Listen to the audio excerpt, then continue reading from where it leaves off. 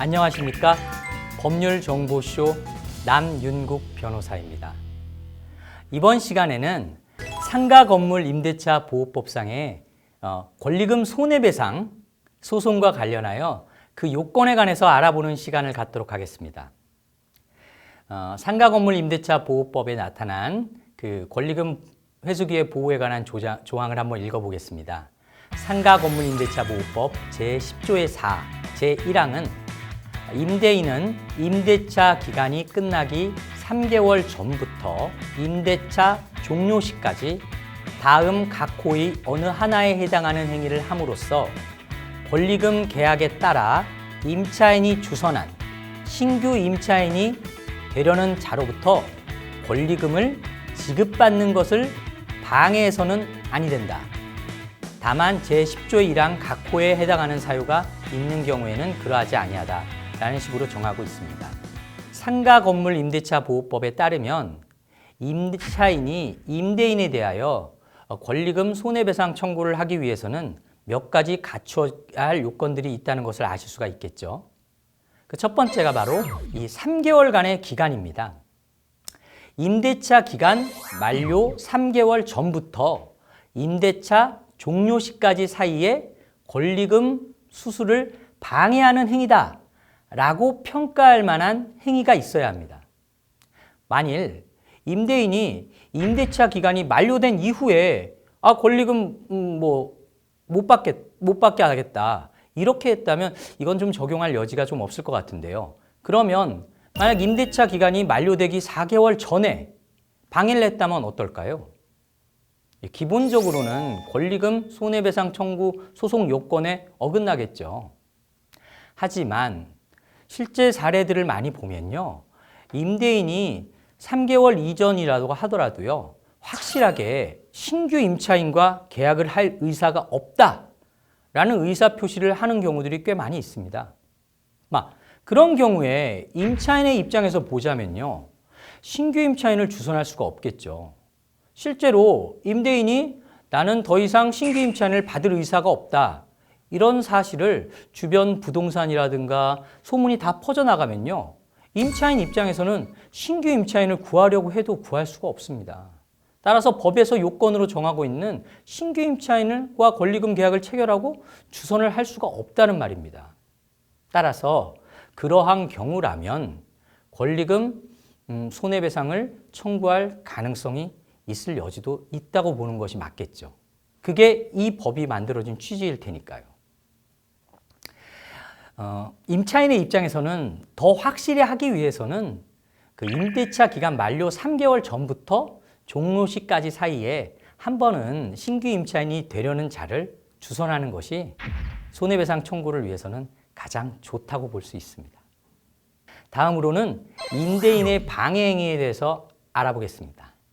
자, 권리금 손해배상 청구를 할 수 있는 임대인의 방해 행위란 것이 무엇이 있을까요? 법이 정하고 있는 방해 행위 예시를 한번 살펴보겠습니다. 첫 번째는 임대인이 임차인이 주선한 신규 임차인이 되려는 자에게 권리금을 요구하거나 직접 받는 행위. 직접 상담을 했던 사례 중에서요. 임대인이 월세를 많이 올리지 않을 테니까 그 기존 임차인이 받으려는 권리금 중에서 일부를 자기에게 달라. 그렇게 하지 않으면은 권리금 계약을 해줄 수 없다. 이렇게 했던 사례들도 있습니다. 근데 이런 경우라면 법에서 정하고 있는 방해 행위로 평가할 여지가 충분히 많이 있겠죠? 자, 두 번째는 임대인이 임차인이 주선한 신규 임차인이 되려는 자로 하여금 임차인에게 권리금을 지급하지 못하게 하는 행위입니다. 임대인 중에서는요, 나중에 상가 건물을 직접 사용하거나 또는 자녀들로 하여금 사용하게 할 목적에서 권리금 거래를 인정하지 않는 경우가 종종 있습니다. 그런데 현행 상가 건물 임대차 보호법에서는요, 과거와 달리 이제 임차인의 권리금 회수 기회를 명문으로 보호하고 있습니다. 따라서 임대인이 지금 상황에서도 무조건 권리금을 인정할 수 없다? 이러한 태도를 보이시는 것은 적절한 태도라고 볼 수는 없을 것 같습니다. 자, 세 번째, 임차인이 주선한 신규 임차인이 되려는 자에게 상가 건물에 관한 조세, 공과금, 주변 상가 건물의 차임 및 보증금, 그 밖의 부담에 따른 금액에 비추어 현저히 고액의 차임과 보증금을 요구하는 행위도 방해 행위로 볼 수 있습니다.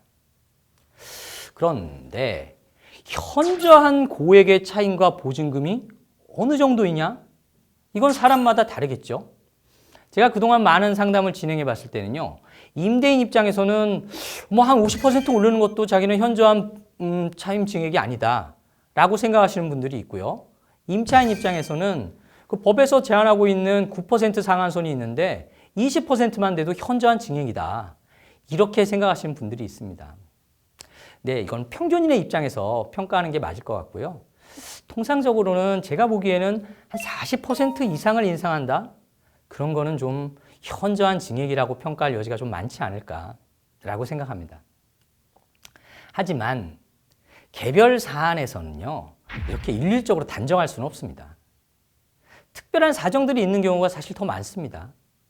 예를 들면 10년 동안 월세 인상을 하지 않고 있었는데 그동안 주변 상가 건물들의 차임과 보증금도 이미 많이 올라서요, 임대인이 신규 임차인에게는 시세에 맞는 수준에서 월세나 보증금을 인상을 요구하는 것이라면 40% 인상을 요구한 후에 임대차 계약이 그로 인하여 체결되지 않았다고 해서요, 임대인의 행위가 권리금 수수를 방해하는 행위였다 라고 보기만은 어려울 것 같습니다.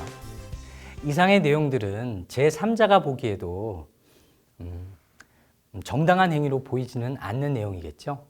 그 외에도 정당한 사유 없이 임대차 계약 체결을 거절하는 경우에는 권리금 회수 방해 행위로 평가할 수 있습니다.